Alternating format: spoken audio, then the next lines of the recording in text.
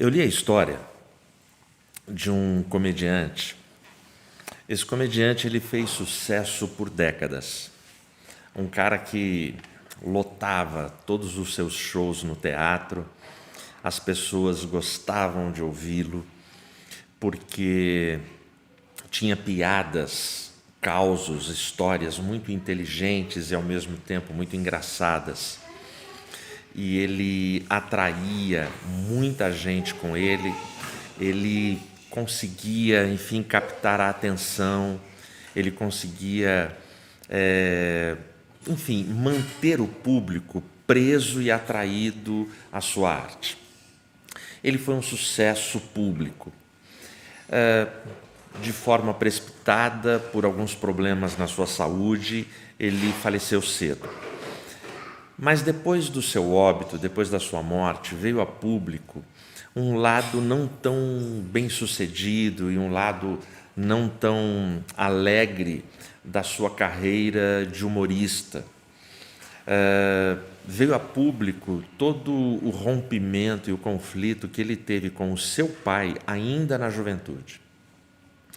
Ainda na juventude, por algum motivo, ele e o pai tiveram uma briga assim muito grande, uma briga assim muito forte, discórdia de pontos de vista entre os dois. E por conta disso, eles romperam com a amizade de pai e filho. Eles simplesmente se afastaram, não se falavam mais. Eu estou falando de uma época que não tem celular. Então, para um telefonar para o outro é o telefone fixo da casa de cada um, mas ninguém telefonava, e ambos morando no mesmo bairro, ambos sabendo que estavam muito próximos fisicamente um do outro, porém, foram décadas até a sua morte sem que acontecesse uma reconciliação. Simplesmente aquele rompimento lá da juventude perpetuou-se por toda a vida. Eu fico pensando, quando eu leio uma história dessa, nos sentimentos que assaltaram o coração tanto do filho quanto do pai. Eu fico pensando nos sentimentos de dor, de tristeza, nos sentimentos de dúvidas, de interrogações, de questionamentos, de todas as pessoas que orbitavam aquele relacionamento. A mãe, que é a esposa, os irmãos, primos, tios, amigos, vizinhos. O que as pessoas se perguntavam, qual era a opinião de cada um.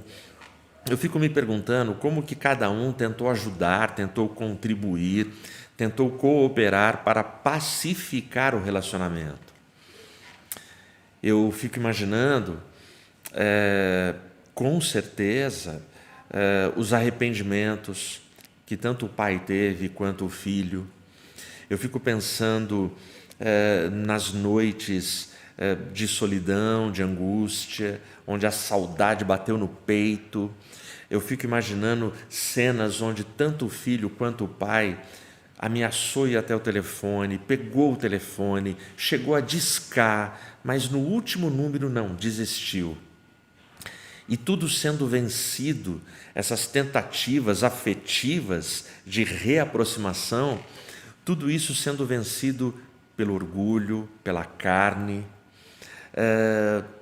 Só que isso, à medida em que o tempo vai passando, isso não melhora, isso piora. Vai doendo na alma, porque é um filho, e é um filho e é um pai.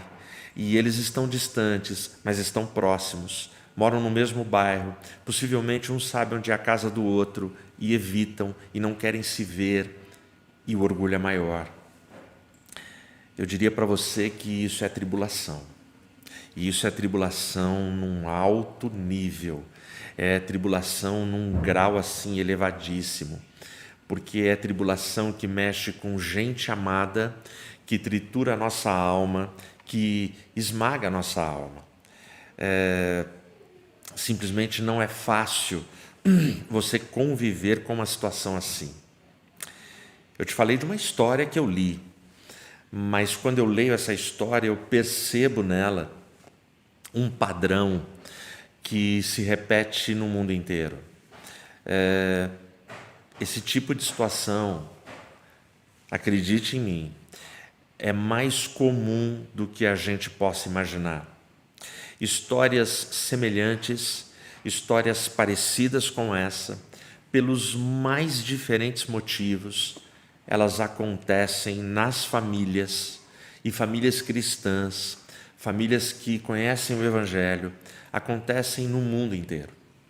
Acontecem em todas as regiões, acontecem em todas as classes sociais. E isso traz tribulação.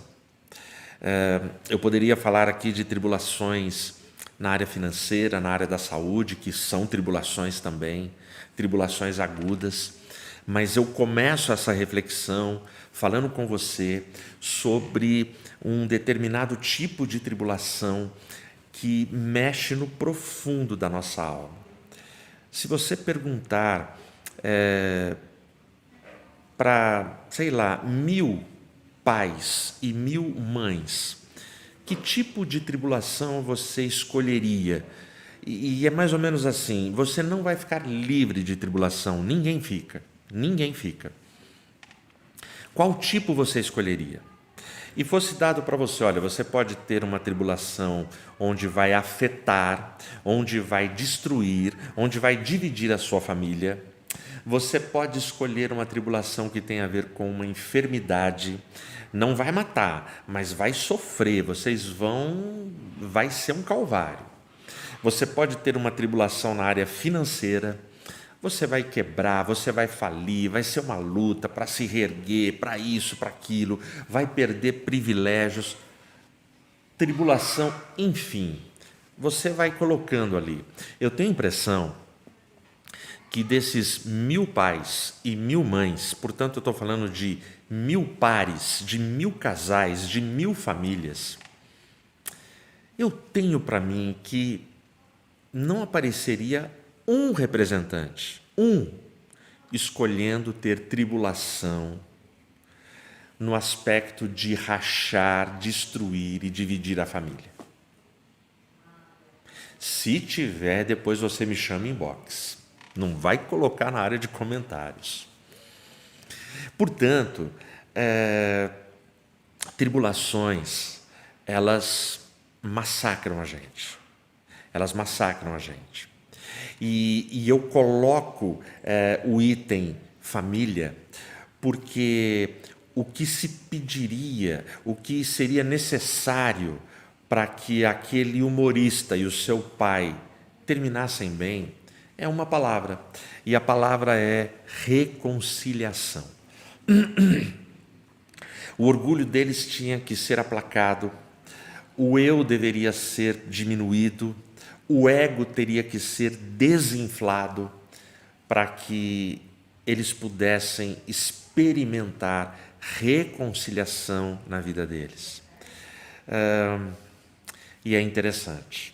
É interessante porque nós, eu e você, espiritualmente falando, antes de Cristo, nós estávamos exatamente como o humorista da história que eu li. Antes de Cristo, nós estávamos afastados de Deus, distantes do Pai. Nós estávamos sem a menor comunhão com o Pai. E nós precisávamos de reconciliação. Nós precisávamos de ter reconciliação com Ele. E é muito legal que no clímax da efervescente igreja primitiva, quando ela está dando os seus primeiros passos, aquela igreja nascente, quando ela está marchando, quando ela está vivendo, Cristo já passou, Cristo já veio, já morreu, já ressuscitou, subiu ao céu, e agora os apóstolos, os discípulos estão construindo, estão formando aquela igreja. No clímax daquela igreja, Paulo tem exatamente uma palavra de reconciliação para aquela igreja que enfrentava grandes tribulações. Se você está com a sua Bíblia aberta, abre aí na carta de Paulo aos Romanos. Eu vou ler em nome de Jesus, do versículo 1 até o versículo 5. Olha o que ele diz. Portanto, sendo justificados pela fé, temos paz com Deus, por nosso Senhor Jesus Cristo. A palavra justificados aqui neste versículo, ela tem o peso de reconciliados. Portanto, sendo reconciliados pela fé, nós fomos justificados e a justificação nos reconcilia com Deus. Portanto, sendo justificados, nós temos paz. Aquela tribulação que a gente vivia, aquela guerra emocional, espiritual, material, aquela guerra interna, aquela guerra sufocante, ela finalmente cede, ela dá uma trégua. Nós temos paz com Deus, por nosso Senhor Jesus Cristo. O 2, pelo qual também temos acesso pela fé a esta graça, na qual estamos firmes e nos regozijamos na esperança da glória de Deus. No verso 2, ele vai dizer o seguinte, que essa fé, que nós fomos justificados pela fé no Cristo, no qual, ou seja, em Cristo, nós estamos firmes, ou seja, nele nós temos esperança, e é uma esperança que nos dá firmeza. Nós não dependemos mais de fatores externos e emocionais. Nós não dependemos mais de, eu preciso que o culto arrepie a minha pele. Eu preciso sentir uma tremedeira. Alguma coisa tem que... Eu preciso disso. Eu preciso ver o horóscopo do dia. Eu preciso... Não. Nós estamos firmes nele. É assim que nós estamos. Bom, esse é o versículo 1 e 2. E aí a minha pergunta, fomos reconciliados, fomos justificados pela fé. E aí, estamos de boa. O que acontece na sequência? Na sequência, é vida que segue. E Paulo vai dizer que a vida segue.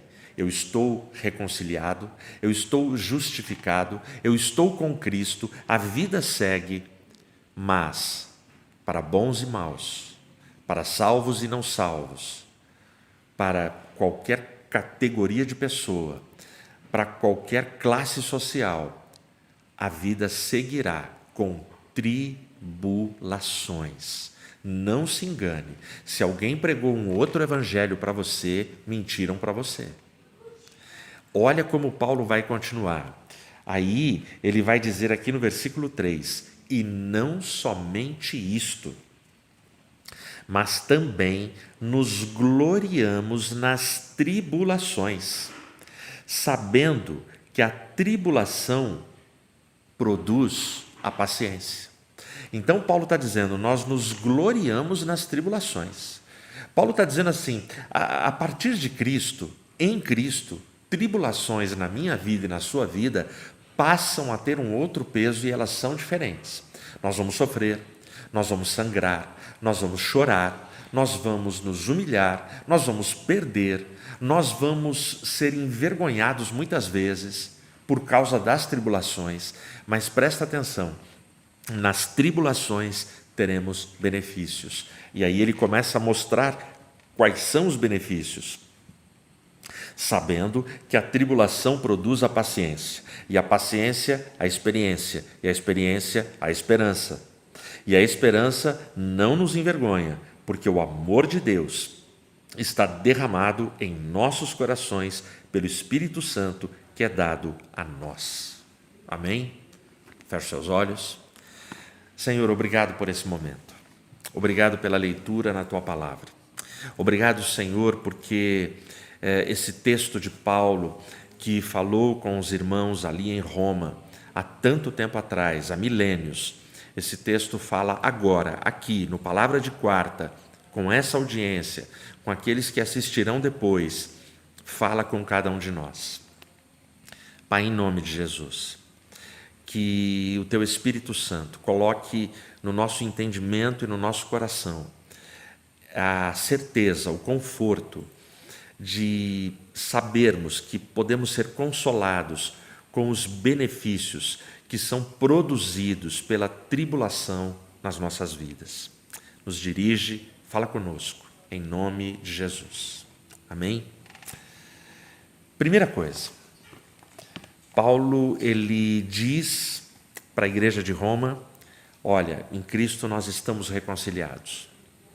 E por causa disso, nós podemos nos gloriar nas nossas tribulações. Então, primeira coisa que nós precisamos definir, o que é tribulação? Tribulação são as dores e os sofrimentos e as lutas que Deus permite que aconteçam em nossas vidas. E são dores e são sofrimentos e são lutas que nós não sabemos explicar. Porque aquelas que a gente explica, que a gente tem domínio, essas a gente administra e manipula. Mas tribulação tem uma categoria diferente, que nós não temos rédeas, nós não temos o controle, o leme não está nas nossas mãos. E estas coisas acontecem, e por mais incrível que pareça, Deus permite que elas aconteçam. Pode ser que a gente passe décadas, pode ser que a gente passe uma vida inteira sem saber por que elas aconteceram, mas elas acontecem. E tribulação, então, tem a ver com isso. Aí a palavra tribulação, no grego, o que ela significa? Para ficar bem simples para você, tribulação significa pressão, ou o ato de prensar. Para ficar ainda mais claro, qual é a diferença entre o diamante e o carvão? Primeiro vamos falar da semelhança. Basicamente, a estrutura molecular do carvão e do diamante é a mesma. A estrutura molecular desses dois objetos, desses dois elementos da natureza, é a mesma. Então, se é a mesma, o que os difere?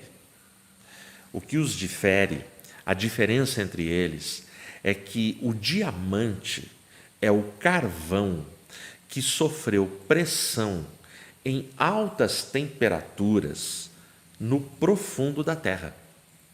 Essa é a diferença. Por isso que é tão difícil você descobrir e encontrar diamantes. Você vai ter que escavar muito. Por isso que se fala tanto em minas de diamantes. Por isso que as pessoas não têm dúvidas que na nossa Amazônia tem muito diamante. Por isso que na África tem muito diamante. Tem muita área, tem muitas minas, mas você tem que escavar em profundidades muito grandes para você descobrir, para você encontrar diamantes. Ou seja, o que dá o valor, a beleza ao diamante é a pressão que ele suportou na sua vida. É isso que faz o diamante ter o valor que ele tem e ser tão desejado. Tribulação faz isso. As nossas dificuldades, elas fazem isso. As lutas que nós não compreendemos, as lutas que nós não entendemos, as lutas que nós não planejamos, lutas que a gente fala, meu Deus, o que eu fiz para passar o que eu estou passando? Cara, bem-vindo ao clube. Eu tenho lutas que eu não sei por que eu estou passando. A gente tem uma tendência infantil, a gente tem uma tendência pueril de fazer perguntas do tipo, onde foi que eu errei? O que eu fiz de errado para que as coisas acontecessem desta forma? Invariavelmente, quando você olha para corações piedosos, para pessoas que têm um caráter mínimo, quando eu digo um caráter mínimo, eu estou falando de gente normal, eu estou falando de gente que, óbvio, lá uma vez ou outra tem uma fraqueza, tem um desvio, coisas que aconteceram com Pedro, aconteceram com os apóstolos, aconteceu com Elias, aconteceu com Moisés. Todos esses grandes heróis, todos eles cometeram falhas, mas a vida deles não foi uma vida marcada por falhas. Eles não foram pecadores contumazes. Eles não foram pecadores que, é todo dia pisando na bola, todo dia pisando na bola. Sabe aquela pessoa que, caramba, se converte, se arrepende, se converte, se arrepende, vem para a igreja, se reconcilia, não, agora vai, e nunca vai. Não. Eu estou falando de pessoas que têm um mínimo de piedade na alma, na vida, no comportamento, nas atitudes. Pessoas que elas podem fazer essa pergunta: onde foi que eu errei? Mas aí você olha para elas e eu falo muito tranquilo. O que eu estou te falando é com muita tranquilidade na alma. É por acompanhar centenas de pessoas ao longo do meu pastorado. Gente que se perguntava: poxa, pastor, o que eu fiz de errado? E aí eu olho para o testemunho de vida daquelas pessoas, gente que eu acompanhei, gente que eu vi solteira, vi casar, vi construir filhos, construir famílias, sabe? Não errou, não fez nada de errado, mas a tribulação chegou, a tribulação veio e tem que administrar, tem que seguir. Então, a tribulação da qual Paulo fala é isso, é pressão, é o ato de prensar, são coisas incontroláveis, inadministráveis para a gente não consegue administrar, e elas estão aí, elas estão colocadas, mas Paulo, olha o que ele fala: nós podemos, uma vez reconciliados e justificados em Jesus, nós nos gloriamos nas nossas tribulações. Acredite-me, isso faz muita diferença. E é neste sentido que a tribulação, ela produz o seu primeiro benefício. E olha o que ela produz aqui para a gente. Vamos lá? No versículo 3, ela produz a paciência. Em algumas traduções que têm o mesmo sentido,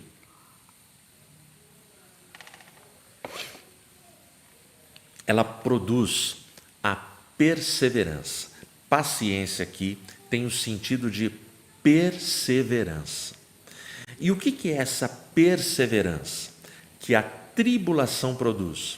É justamente o ato de você resistir, de você ter paciência, de você perseverar enquanto a tribulação está acontecendo na sua vida. Você deve conhecer pessoas que desistiram, pessoas que jogaram a toalha, pessoas que não aguentaram e aí perderam família, perderam esposa, perderam marido, perderam filhos, perderam pais, perderam a fé. Gente que não suportou a tribulação e correu, fugiu. Gente que se suicidou, se matou, porque não suportou a tribulação. Mas Paulo está dizendo que se eu estou em Cristo, se eu fui reconciliado em Cristo, eu me glorio nas tribulações. Agora você começa a entender o que é se gloriar. Não é contar vantagem, não é me autoexaltar, não.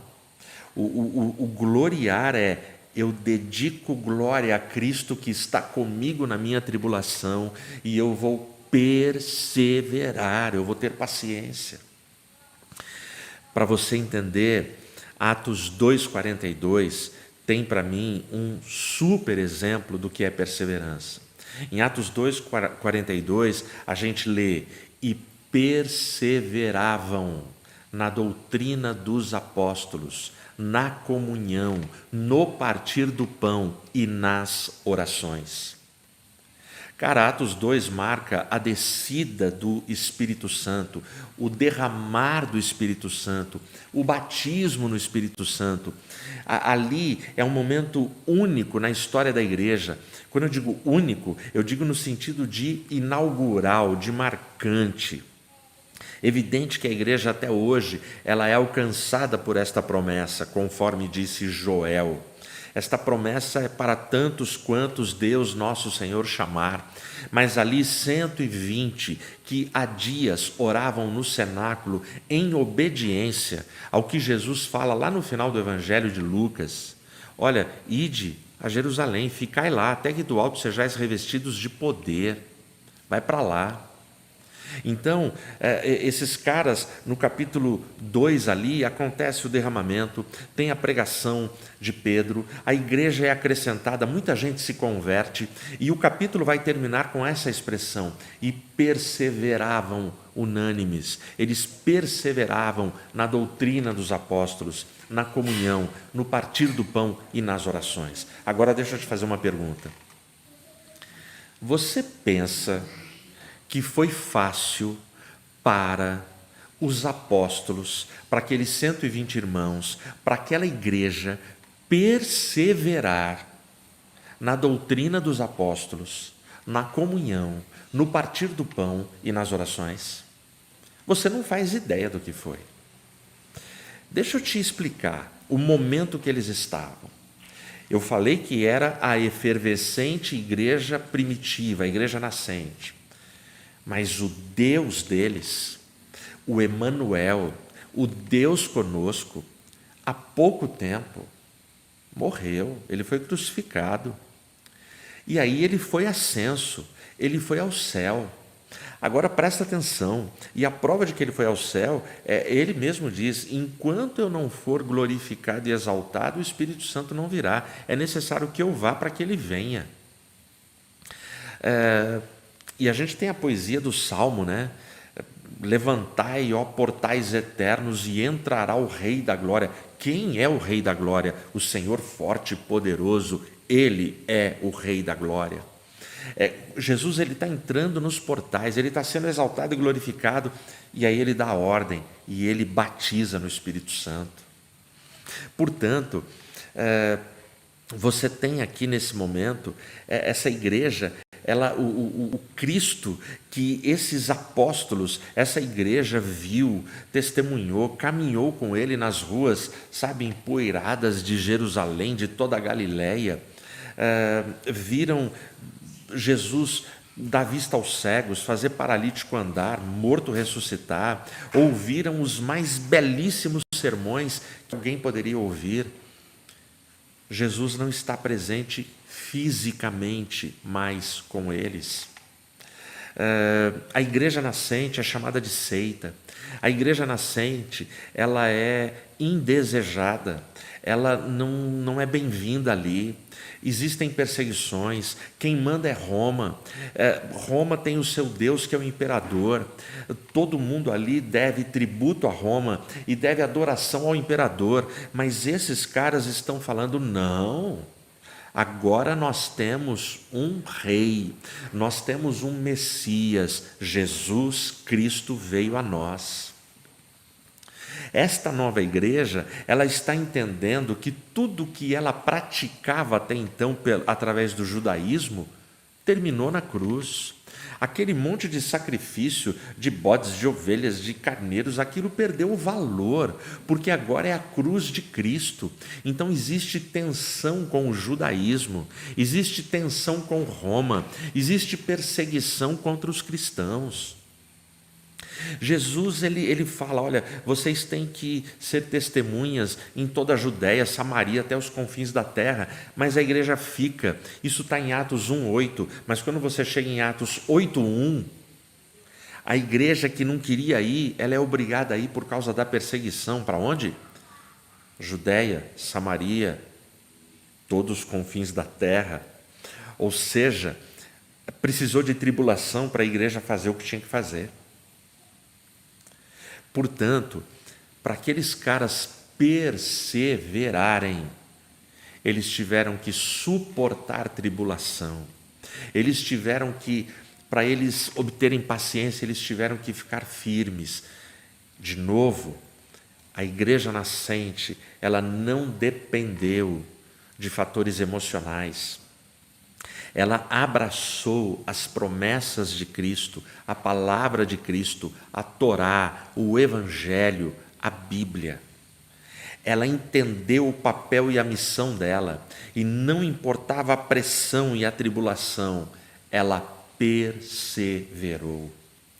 E neste sentido, como ela perseverou, ela conquista mais um benefício, que está aqui no verso 4 do capítulo 5.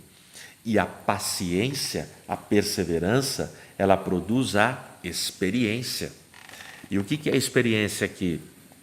A experiência é exatamente a vida da perseverança. Tudo que eu perseverei é o que vai me dar experiência. É a experiência que eu preciso para a vida. Experiência aqui tem o sentido de aprovação.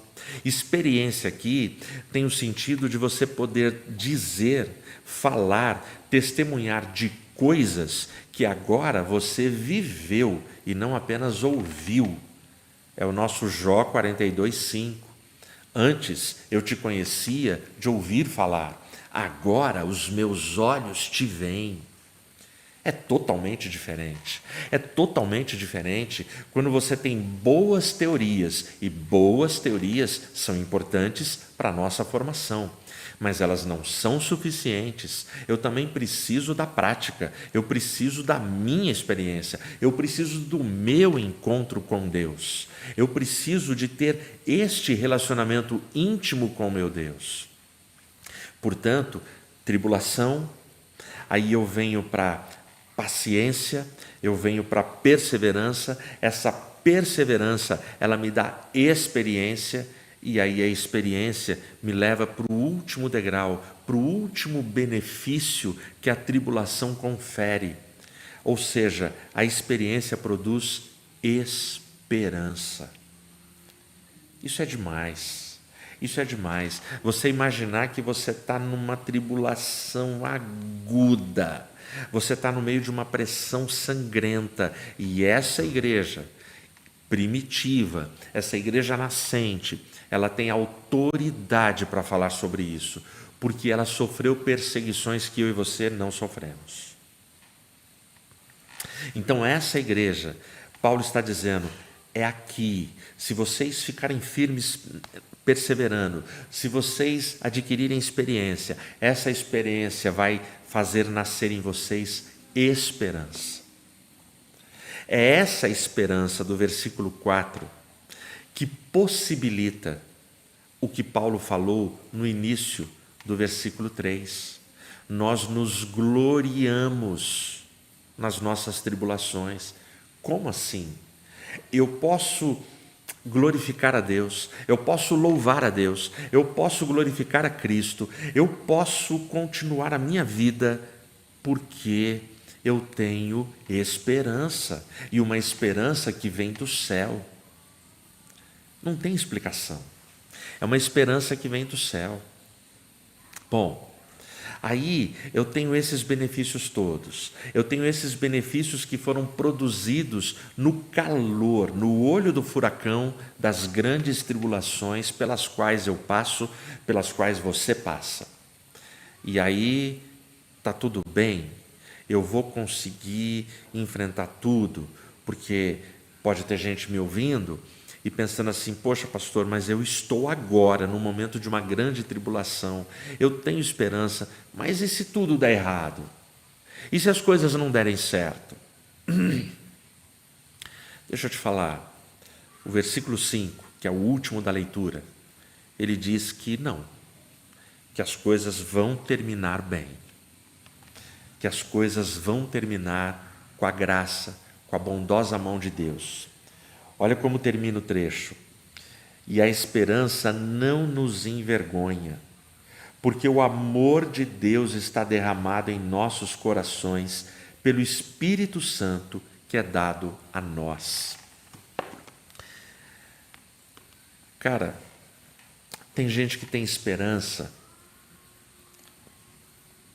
sei lá, em tantas coisas nessa vida. Tem gente que tem esperança em tantas mandingas, em tantos deuses, em tantos ídolos, em promessas humanas e falsas. Estas esperanças serão frustradas. Mas ele está dizendo, a nossa esperança não será envergonhada, porque é derramado sobre nós o amor de Deus, que é dado através do Espírito Santo de Deus.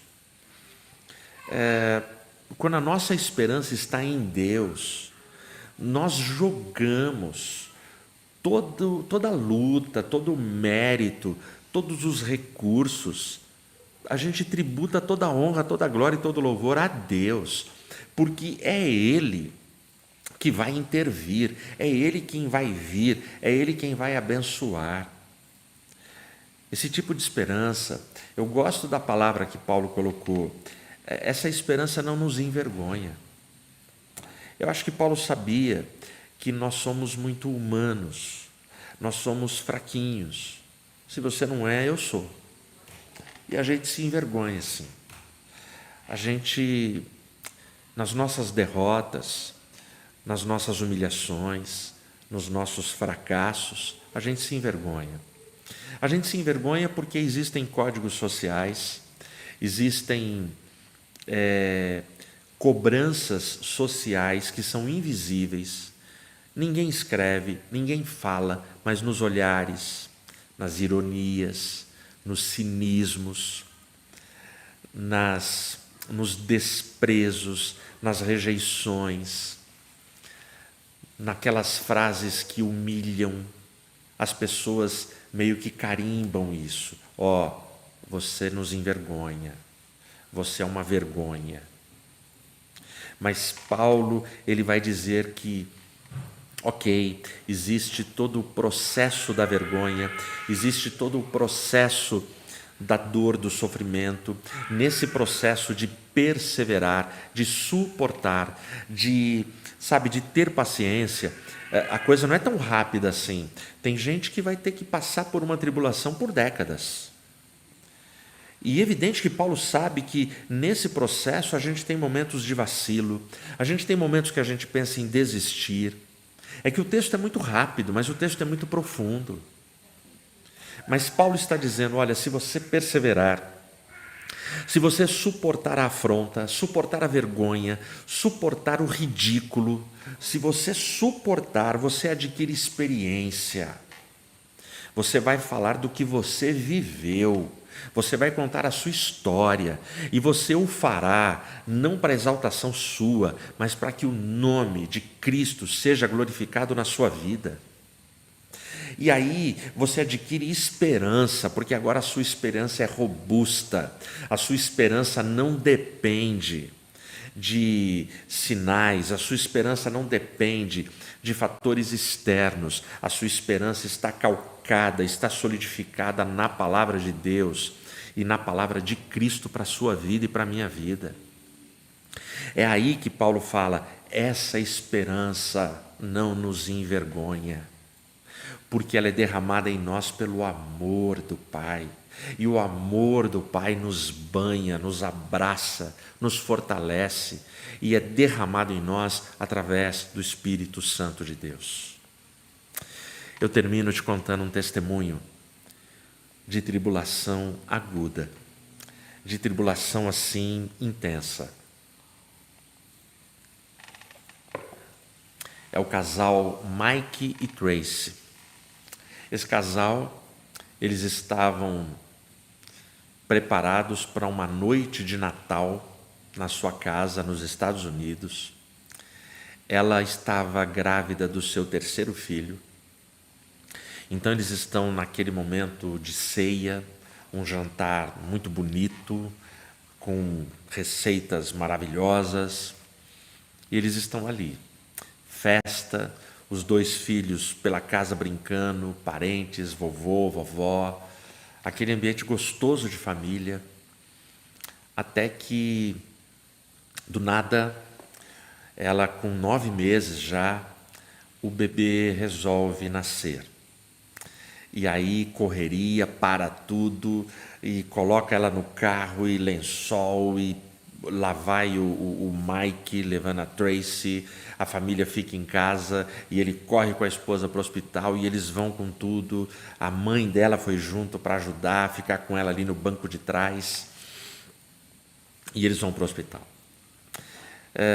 Nessa ida, eles vão num misto de apreensão e num misto de felicidade.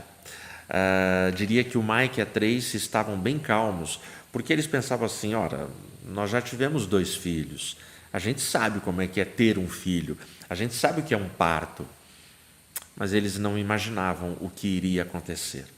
Quando eles chegam, ela já vai sendo atendida, ele entra na sala de parto e ele percebe que as coisas não estão normais. Ele percebe que a tensão no olhar de toda a equipe médica, enfermeiros, de todo mundo ali, não é como foi nos outros 2. Ele percebe muita correria, ele percebe que os protocolos estão diferentes e o desespero na equipe é muito grande. E aí, de repente, ele percebe, ele vê que Tracy, a sua esposa, ela começa a perder a cor, ficar pálida, ela para de respirar. A equipe tenta trazer ela de volta, tenta reanimar ela por 4 vezes, até que eles desistem, ela simplesmente para de respirar e eles declaram a morte dela. O aparelhinho lá que fica contando simplesmente parou.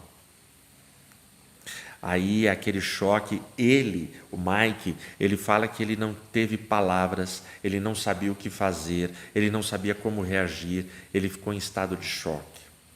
A equipe imediatamente volta a atenção para o bebê, porque o bebê agora ele está vivo ainda no útero, e esse bebê ele agora já não conta mais com o oxigênio da mãe, ele precisa de uma ajuda externa muito rápida, muito eficiente para tirar ele. E o Mike fica vendo toda a equipe fazendo corte em cada camada de tecido da pele da sua esposa, até que eles retiram o bebê. O bebê também está imóvel, o bebê não reage, o bebê não solta som nenhum, a equipe torce para ver se ele chora, nada. Eles pegam, embrulham o bebê em panos e colocam nos braços do Mike. Mike está em choque. Mike, ele não sabe o que fazer, ele fica imóvel, ele meio que vira o seu corpo, o seu rosto, porque ele não quer olhar para toda a equipe, a esposa dele que está ali na maca. E aí, depois de alguns segundos, alguns minutos, alguma coisa muda. Ele começa a sentir movimento do bebê. Ele começa a sentir o movimento do bebê, ele olha, o bebê olha para ele, e o bebê começa a chorar, e o bebê começa a gritar, e o bebê dá um choro, que é um show. Ele grita que o hospital inteiro ouve. E ele começa a chorar. Quando ele olha para trás, a equipe já estava cobrindo para pegar a esposa e retirar dali e levar. Mas nesse momento, eles ouvem um barulho no aparelho onde a esposa ainda estava conectada. E o coração dela vagarosamente volta a bater, começa a bater mais forte. Ela abre o olho, ela volta, ela é reanimada e ela olha assustada, com todo mundo assustado olhando para ela. E aí ela volta à vida, ela volta com tudo, eles se abraçam e é uma festa enorme ali naquele centro cirúrgico, naquele local onde veio à vida o 3º filho do casal. Esse bebê hoje ele deve estar com mais ou menos uns 10 anos de idade, essa história e esse testemunho. No dia ninguém soube explicar e até hoje os médicos e toda a equipe não ousam explicar o que aconteceu naquela noite. Como que os aparelhos desligaram, como que aquela criança foi retirada do útero sem o seu coração estar batendo. Como aquela mãe parou e como eles voltaram. Para o Mike e para a Tracy, não importa como foi isso. O fato é que eles estavam num momento agudo de uma tribulação. O fato é que eles precisavam de um milagre. Só um milagre resolveria o problema daquela família. E um milagre aconteceu. Tribulação é isso. Existem momentos que não tem explicação. Existem momentos que será um milagre. De onde virá esse milagre, eu não sei. Eu sei que a vida pertence a Deus. Essa história poderia ter terminado diferente, mas aprove a Deus que ela terminasse assim. Eu sei que o mesmo Deus que esteve naquele centro cirúrgico com o Mike e a Tracy, Ele está aqui nesse culto agora. Ele está aí na sua casa agora. Ele está aí no seu carro agora. Ele está onde você estiver agora. E eu sei que esse Deus, Ele continua olhando para todas as pessoas que estão em grandes tribulações e que perseveram, e que conquistam experiência, e que desenvolvem esperança. Esse Deus é quem vai abençoar, é quem vai transformar, é quem vai dar um ponto final na sua tribulação, na minha, nas nossas tribulações. Pega esses benefícios, pega essa palavra e leva para a tua vida. Que Deus te abençoe.